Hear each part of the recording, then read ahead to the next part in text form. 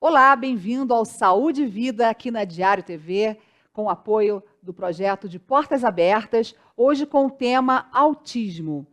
E então, estamos aqui com convidados que vão estar abordando o transtorno do autismo que afeta o sistema nervoso e como é que faz para esses pacientes conviverem, né, em sociedade, com a sua família, tudo aqui no Saúde e Vida.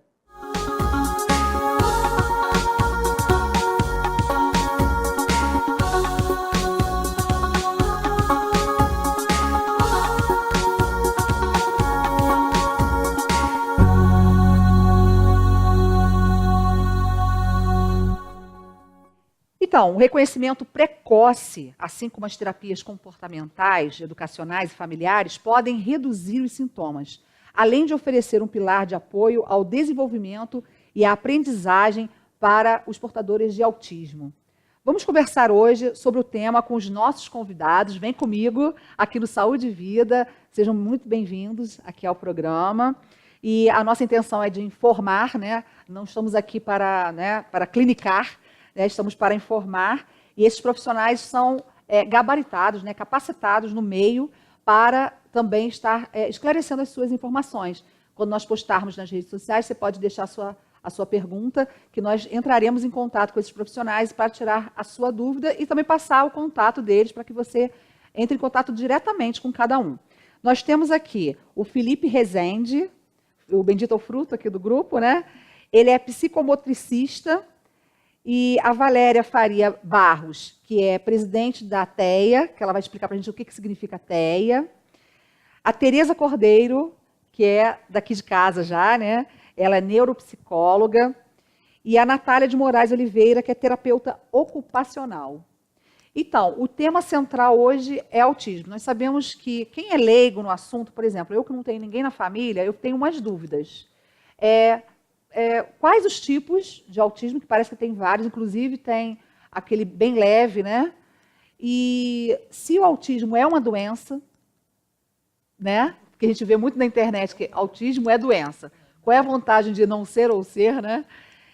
E como que faz para essas pessoas viverem, vamos dizer, dentro da normalidade, normalmente, em sociedade? Vamos primeiro passar a palavra para a presidente, né, da TEA, que vai explicar também qual o significado dessa sigla TEA? A gente chama de TEIA mesmo. TEIA. TEIA mesmo. Troca de experiências e integração entre amigos de autistas. Nós somos uma associação de pais de autistas, não é de autistas, né? Algumas pessoas acham que é a associação de autistas, não é de pais.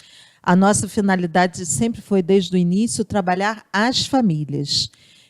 A aceitação, o conhecimento do autismo e a luta, né? Em busca de um tratamento adequado. Hoje nós temos um centro de atendimento gratuito também para as famílias mais carentes, com voluntariado. A Tereza já foi nossa voluntária lá, né? E temos hoje 112 famílias cadastradas. Essa semana tinham mais 2 famílias que acho que se cadastraram. E atendemos mais de 50 entre crianças e adolescentes.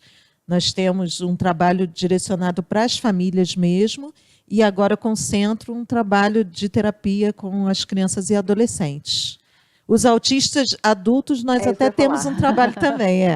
Nós temos um trabalho, mas não de terapia mesmo, né? Nós temos uns encontros uma vez por mês, onde fazemos assim, um momento onde eles podem conversar, se conhecer mais, né? Porque acaba que o autista adulto fica muito isolado, né? Cada um na sua vidinha, então a gente está trazendo esse pessoal para junto e para que eles possam se conhecer e serem amigos, né? Sim, partilharem lógico. as coisas. Trocar experiências. Trocar as experiências. Eles e as famílias, sempre as famílias junto, né? Então, passando aqui o microfone para a Natália faz um trabalho importante, segundo me informaram, né? Que você auxilia no dia a dia, né? A ocupação deles, né? O trabalho da terapia ocupacional é promover a autonomia dentro das atividades da vida diária. E a gente pensa na autonomia como uma coisa dentro do possível para cada um. Como é muito importante a gente conseguir tomar banho, se vestir, se alimentar sozinho. E a gente vai trabalhando todos os contextos necessários para que essa criança e depois um adulto tenha uma autonomia. E você trabalha em algum lugar específico? Sim, a gente, eu busco, às vezes, ir dentro do ambiente mesmo. Ah, sim. Uhum. Da criança, se precisa ir na rua, a gente faz esse trabalho Entendi. É fora. personalizado mesmo. Isso, fora da clínica. Se eu vou trabalhar algo mais dentro de um cômodo, então a gente reproduz esse cômodo, reproduz todo o ambiente que essa criança está contextualizada, e para a gente trabalhar dentro da realidade mesmo. Ah, que bom que tenha, né, a Natália aqui para trabalhar com isso, né? E agora vamos passar para a doutora, a neuropsicóloga Tereza Cordeiro, que já esteve com a gente aqui em outra ocasião, e vai falar também sobre o autismo hoje e como que é a importância desse diagnóstico, de orientar esses pais, a como se comportarem também com esses filhos. O diagnóstico, ele é basicamente, atualmente no Brasil, qualitativo. Assim, hoje não existe nenhum instrumento padronizado que faça esse diagnóstico. Qual é o trabalho do neuropsicólogo e do neuropsicólogo? A gente junta uma série de elementos que são característicos do quadro específico. Nesse caso, né, o último código médico que saiu, existem 3. É uma questão na linguagem, é uma questão na cognição social, que é a parte de socialização, e uma questão na parte comportamental, que seria, né, os comportamentos fixos e a estereotipia. Então, a gente faz uma análise qualitativa dessas crianças no consultório, né, no lúdico mesmo, na brincadeira, e aí observa alguns elementos que são pertinentes ao quadro e encaminha para o neuro fazer esse diagnóstico. Então, a neuropsicologia auxilia esse atendimento inicial, né? Nesse olhar diagnóstico, né? Porque é um diagnóstico diferencial, é um quadro que se assemelha, entre aspas, ou pode ser, né, colocado como outros quadros, sim, né? É importantíssimo a gente saber qual é o quadro, qual é a apresentação dele, quais são os sintomas. Então, às vezes, a criança tem uma dificuldade de socialização porque ela tem uma coisa relacionada à linguagem, que não necessariamente é do espectro, né? E quanto antes a gente tiver esse contato com essas crianças, então, crianças pequenininhas, 1, 2 anos, né? Que é esse olhar para promover uma intervenção precoce, melhor ainda. Então, também esse é o nosso papel. O papel da terapia cognitivo-comportamental é a gente trabalhar com a modulação de comportamento. Então, comportamentos disruptivos, que a gente fala, que são os comportamentos mais agressivos, né? São os comportamentos que não são aceitos socialmente ou que futuramente vão provocar alguma dificuldade social. Isso também é trabalhado na terapia cognitivo-comportamental.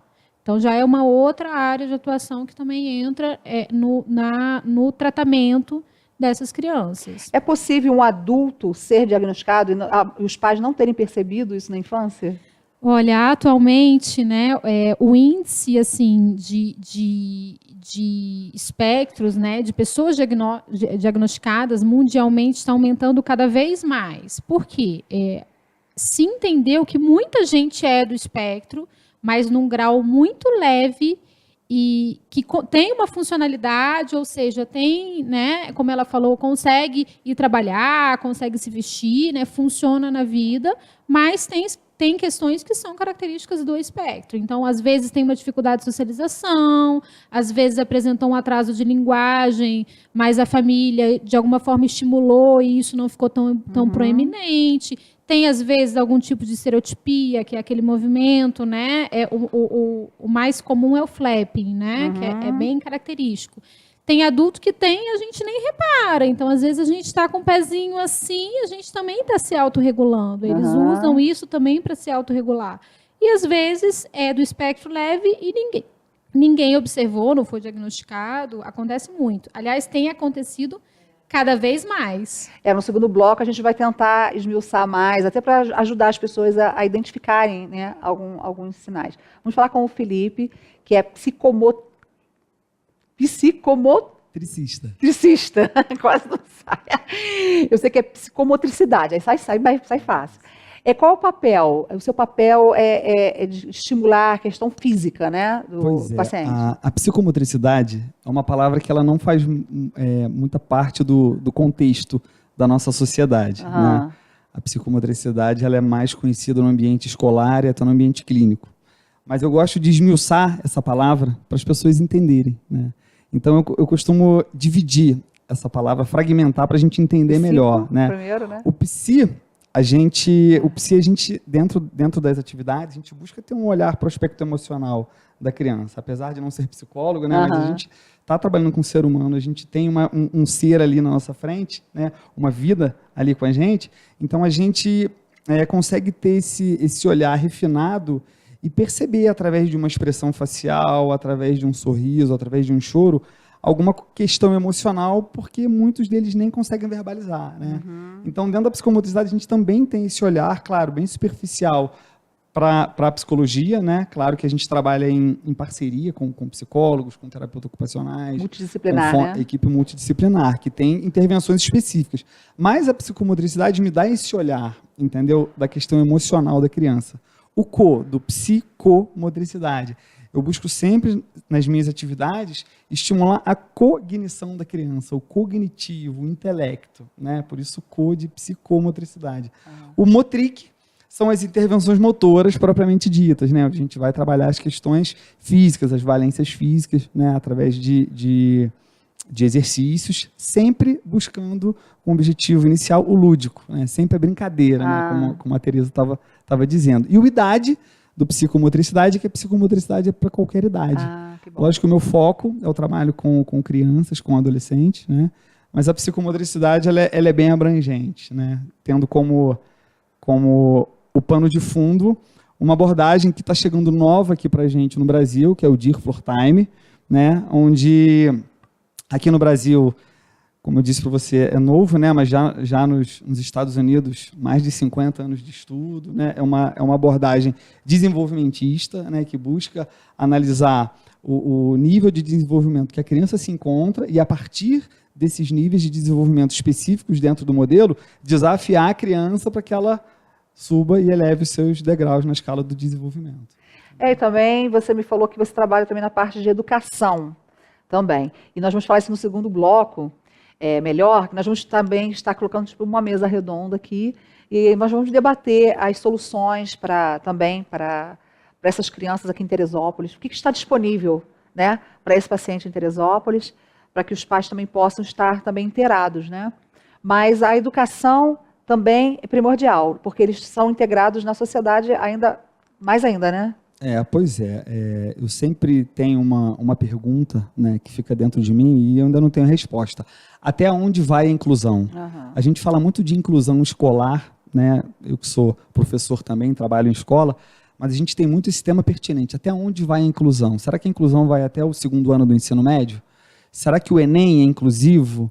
Será que as faculdades são inclusivas? O mercado de trabalho é inclusivo? A sociedade é inclusiva? Então, acho que a gente passa por uma questão, né, que precisa ser aprofundada. Até onde vai a inclusão? Não basta a gente querer que na lei funcione a lei da inclusão escolar, se a sociedade não é inclusiva. É preconceituosa, né? Eu acho que a gente precisa de mais informação e menos preconceito, né? Então, ainda tivemos uma novela, não sei se é muito recentemente, porque eu não vejo muita novela, mas eu lembro que tinha uma personagem que era autista e que os pais tinham muito cuidado com ela.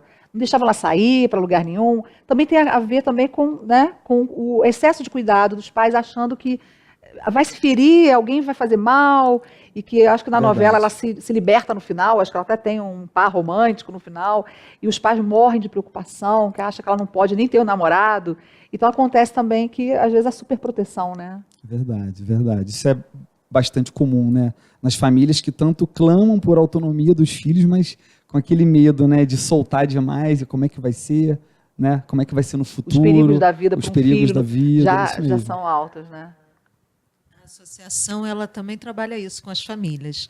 Essa questão de dizer isso. A criança precisa estar no meio, a criança precisa ir no clube, ela precisa ir na festa, ela precisa participar das coisas, ela precisa estar na escola regular. Então, a associação tem esse cuidado de mostrar para as famílias que proteção demais desprotege. Ainda tem, né, esse trabalho ainda da associação. Mas você vai falar mais no segundo bloco. Agora a gente vai para o intervalo, mas o Saúde e Vida volta já com mais debate aqui sobre o autismo.